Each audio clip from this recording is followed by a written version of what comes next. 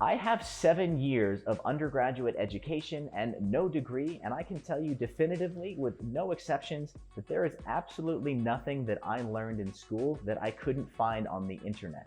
Hey everyone, my name is Matthew Kyle, and in this video, I'm going to explain to you why school is for fools and you should not go. That sounded bad. People are going to dislike that. That just sounded mean. Hey everyone, my name is Matthew Kyle, and in this video, I'm going to explain to you guys how you can out-earn somebody with a college degree by never going to college. That sounds better. So without further ado guys, let's get right into the video. I feel like I could make this video pretty long and talk about all of the reasons why I feel like college is wrong for so many of us, but instead I'm going to narrow down and focus on two specific reasons that I can back up with numbers. Number one, I want you guys to understand the real cost of ownership of a college degree because there's actually a lot of hidden costs in there as well that are not obvious.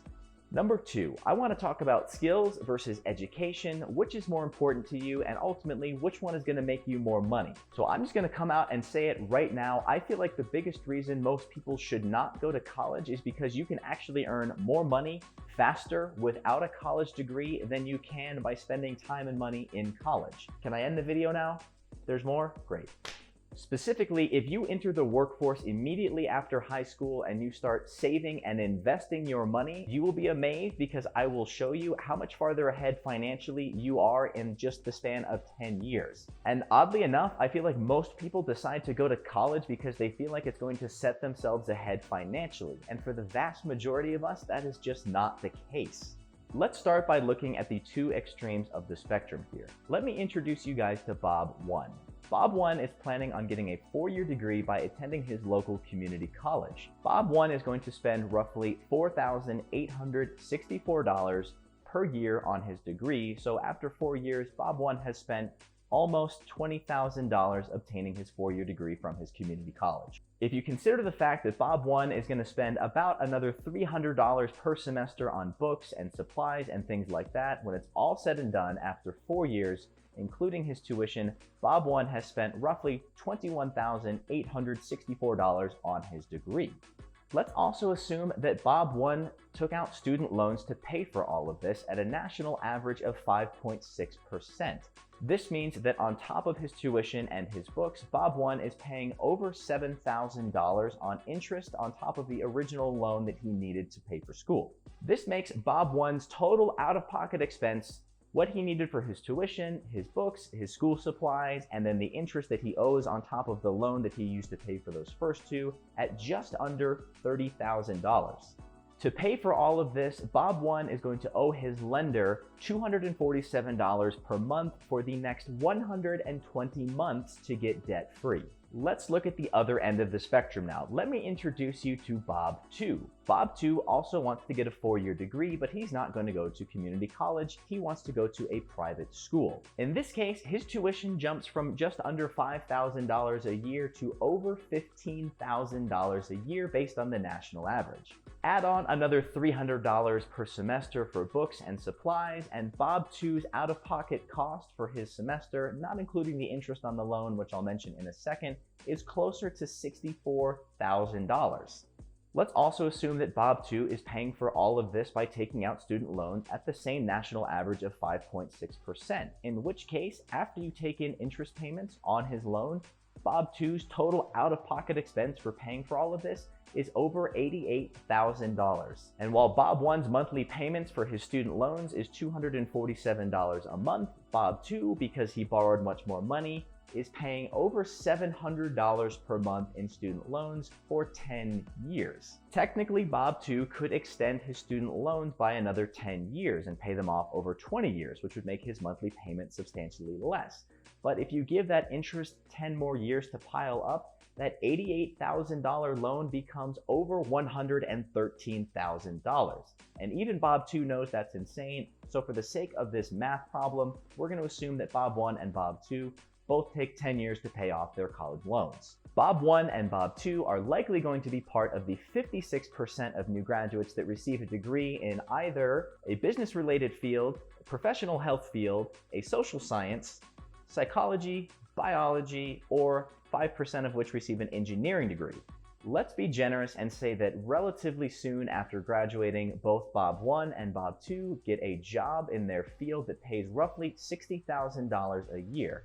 After taxes, their take-home is $48,442. On a monthly basis, that equates to $4,037 every month in their pocket that they get to keep. Let's also be generous and say that both Bob 1 and Bob 2 are financially conservative, and throughout this entire process, they've managed to keep their monthly living expenses at $1,500, which includes their rent, their car payment, their insurance, and all of those other things that life requires. Bob 1 is paying an extra $247 a month on top of his $1,500 a month to cover the cost of his student loans. For Bob 1, after you factor in the $1,500 for living expenses, the $247 used to pay off his student loan principal and interest, Bob 1 at the end of every month is left with $2,289. And for Bob 2, after you factor that same $1,500 for living expenses and the higher payment of $735 because he borrowed more money for private school, is left with $1,801 every month. This is where things start to get really interesting. Let's say that both Bob 1 and Bob 2 take half of everything that they keep and they invest it into the stock market. For Bob 1, that means he's investing every month $1,145. And for Bob 2, because he has less left over because of his higher student loan payments, is investing $900 every month into the stock market. If Bob 1 and Bob 2 keep this up for 10 years and realize an average rate of return of about 7%, which is something you could reasonably expect from, say, for instance, an S&P 500 ETF, at the end of 10 years, Bob 1 has invested almost $190,000 and Bob 2 is not far behind at almost $150,000.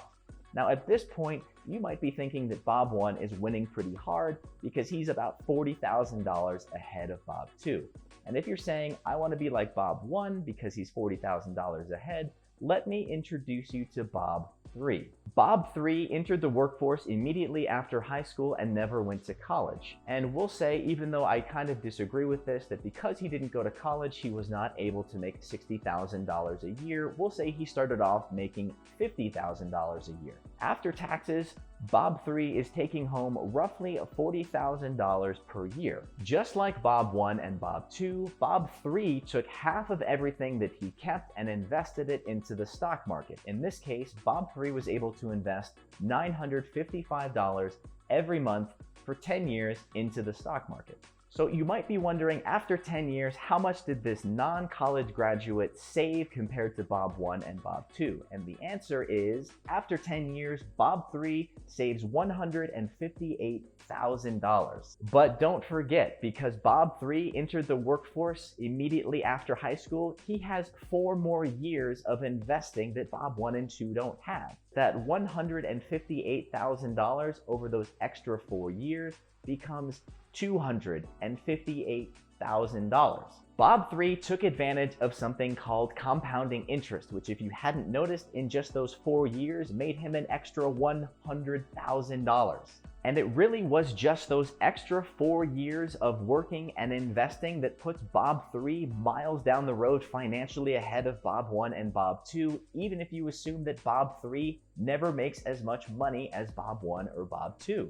And this is the real hidden cost of going to college. It is the lost opportunity to work for those 4 years and invest that money. And in this case, it's pretty clear to see that the opportunity cost is very high. In fact, it's $100,000. And if you're wondering what the rest of Bob 3's financial life looks like, here's a few cool milestones. At age 47, assuming Bob 3 never gets promoted and only makes $40,000 a year for the rest of his life, at age 47, Bob 3 becomes a millionaire.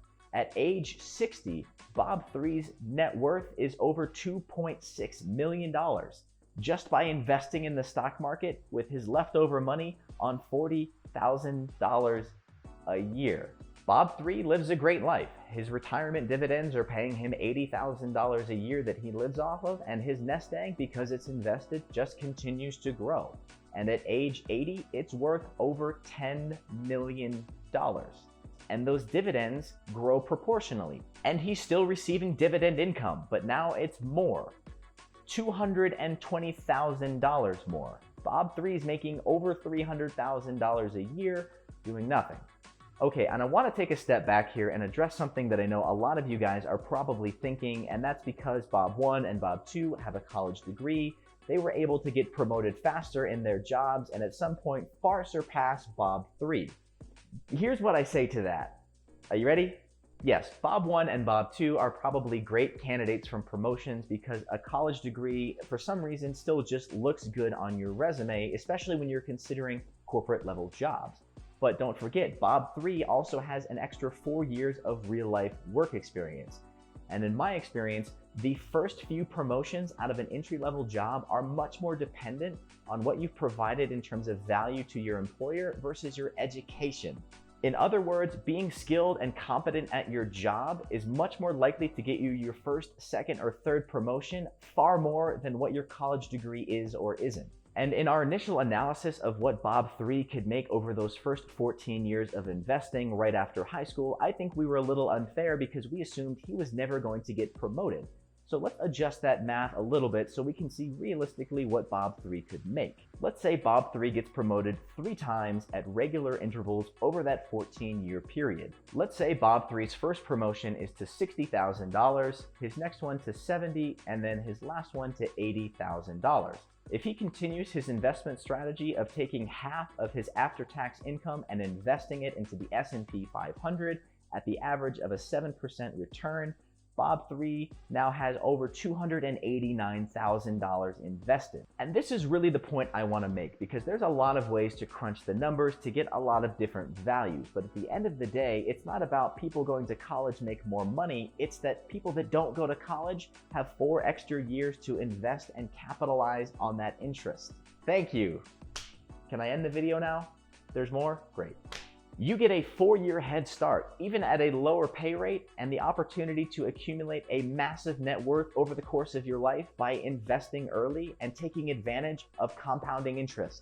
But you have to work, and you have to invest, and you have to learn about personal finance, because if Bob 3 doesn't know what the S&P 500 is, or what a stock is, or why he should start investing when he's 19, he will live paycheck to paycheck. He will not be a millionaire at 47. He will not pass go. So yes, really the difference between Bob 3 dying with a net worth of over $10 million or being dead broke is whether or not he understands interest and the stock market and investing. So just because Bob 3 doesn't go to college and receive a formal education, his lack thereof cannot be an excuse for him to not understand investing and how money works and how to put his money to work for him. But unfortunately, this is so often the case. While Bob 1 and Bob 2 are pulling all-nighters in the library so they can pass their thermodynamics exam in the morning, Bob 3 needs to be pulling all-nighters as well, reading about investing, watching YouTube videos about personal finance and compounding interest, or else Bob 3 will live his life paycheck to paycheck. It is that simple. Okay guys, we've talked a lot about what the real cost of ownership is for your college degree. Let's talk about now skills versus education. And this is debatably just as important as understanding the real cost of the college degree. I hear so frequently that I want to go to college because I'm interested in this subject and I want to learn more about it. And the unpopular truth is that you should go on the internet, not to college. If you want to learn about something, Google it, watch a video about it. You don't need to go to college to learn something new. It sounds weird to say, just don't do it. Don't waste your money, invest it. Spend your nights on YouTube and on Wikipedia reading about these things if all you care about is just learning about them. I have 7 years of undergraduate education and no degree, and I can tell you definitively, with no exceptions, that there is absolutely nothing that I learned in school that I couldn't find on the internet. And when I found it on the internet, it was usually clearer and more organized and easier for me to understand. And ironically, when I was in the classroom or the lab, my brain felt starved.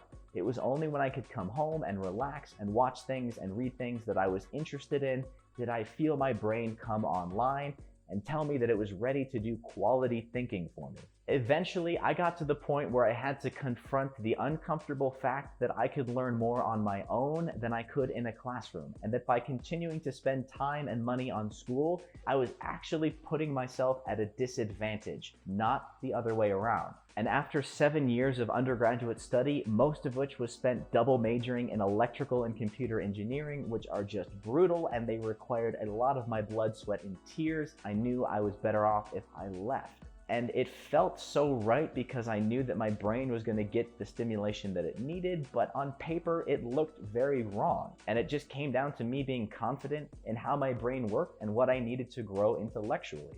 And I have to believe that smart people can do well in this world. And if you're like me and you subscribe to the not so crazy idea that intelligent people usually do pretty well in life, and you learn better outside of a classroom, why would you put yourself in a classroom? So at the end of the day, it might be your educational pedigree that gets you a job interview, but really it's going to be your intelligence and your competency and the skills that you have that get you the job and the next promotion and the one after that. If you learn skills better in a classroom setting, that's how you should learn them. If you learn skills better by watching YouTube videos or reading books, you should watch YouTube videos and read books. Okay, so there's obviously a few exceptions to the comments that I'm making that I'm just gonna lay out now so you guys don't think I'm just giving the blanket statement that no matter what you wanna do, you shouldn't go to college, because there are some instances, like for example, getting into the engineering field, which requires a 4-year degree, or going into the medical field, which also requires a 4-year degree. If those are the fields that you're interested in getting into, college is really your only option. My only advice to people considering a career that requires a 4-year degree is to ask yourself, do you really want to be a doctor, or do you just want to make doctor money? Is there a better path to achieving your financial goals than saddling yourself with a lot of student loan debt? If you really have a passion for the field and you can't see yourself doing anything else in life because it just brings you immense amount of joy and happiness, it's hard to put a dollar figure on that, and you should probably go to college and pursue your dreams.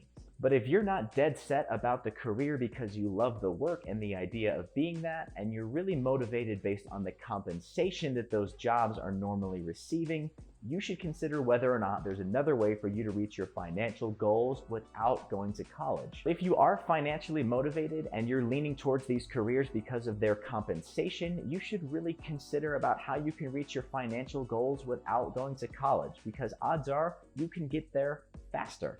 And to the extent my advice is relevant to you guys, I just want to leave you with a few parting thoughts and pieces of advice for you guys to consider whether or not you decide to go or not to go to college. First, for every hour that you're in college mastering the degree curriculum, spend an hour doing something for you, learning about a skill that you're interested in, even if it's completely unrelated to your degree. This way, when you leave college, you're not leaving with just the cookie cutter set of skills and knowledge that everybody else in your class is. You've enriched yourself, you're now cross-disciplined, and when you enter the workforce, you have a lot of other unique, marketable skills that are really going to set you ahead when you go out for your first job. Lastly, when you're thinking about whether or not to go to college, don't be afraid to make the hard decision. It's always going to feel safe to go to college. Let me say that again. It's always going to feel safe to go to college, but you should really spend some time deciphering your motivations and reasoning as to why you want to go. Are you motivated by intellectual enrichment? Are you just trying to learn something new? Are you financially motivated? Figuring out why you want to go and being honest with yourself is really the first step in making the best decision.